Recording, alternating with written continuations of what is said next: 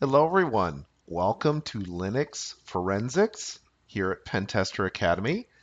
In this video, I want to continue from the last video. In the last video, we showed you how you could make your Linux Forensics drive and install something like Ubuntu on it, and also copy over your system binaries onto a second partition that was formatted with ext3 or ext4. So here I want to show you how you can boot that thumb drive into VirtualBox.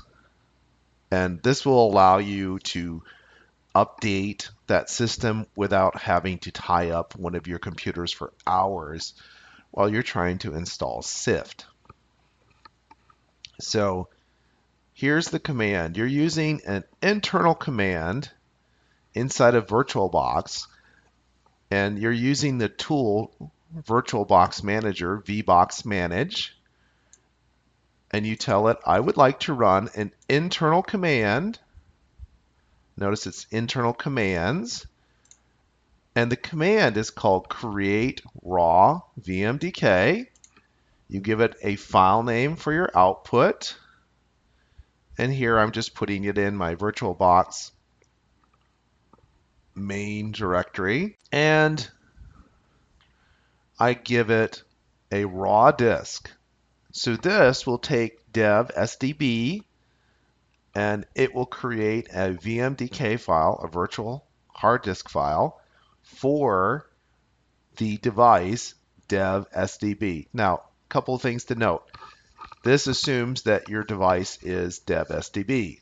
As you know, sometimes if you plug and unplug, it might become dev SDC, etc. So something to note. The other thing to notice is it's SDB, not SDB1. It's not the partition because you need that bootloader in order for this to work. So I enter the command, and I'm running this as root because if I don't run it as root, it's going to give me permission problems. And it's going to be very unhappy with me if I try to run this. So this is one of those cases where it's just easiest to run it as root. You could try to run this command as root and then change the owner of the file that's output from it. I found that that is a little tricky because then when you try to run VirtualBox, that user does not have access to the raw device. So once you've done that, go ahead and run up VirtualBox.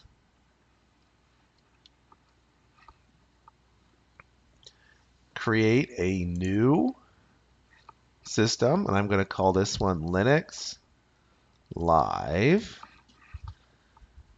I'm going to click Next. I'm going to give it a decent amount of RAM. If I don't, it will be very, very slow. I'm going to use an existing hard drive, and I'm going to browse on over to wherever I put that USB VMDK file. And I'm going to click on Open, and I'm going to click on Create. Now you're almost done. One little tweak that you might have to do. If you click on Settings and you go to System, and you might need to check on Enable EFI. It says Special OSs only, so apparently Linux is a special OS according to the folks at Oracle.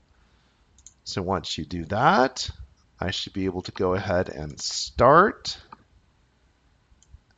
And this is coming up on another screen, and I'm going to try Ubuntu without installing.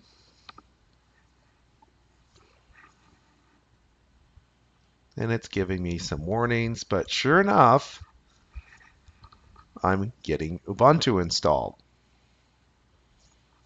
Or rather, I'm not installing Ubuntu. I have a live version that's being installed. And why is this important? Well, again, this is actually writing to my physical thumb drive. So if I look at my thumb drive, I can see that the lights are flashing on it right now.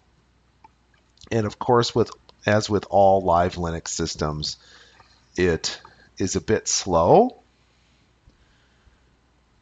and it will eventually boot to my desktop.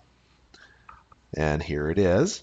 Once I'm here, if I want to install all of those SIFT additions, those additional repositories we talked about before, and perhaps some other things, I can access the internet using my browser, Firefox, or whatever you would like to install.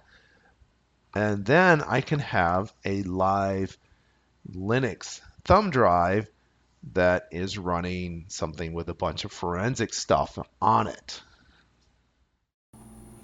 That's all for this video. As always, if you're enjoying these videos here at Pentester Academy, please tell a friend. We'll see you next time.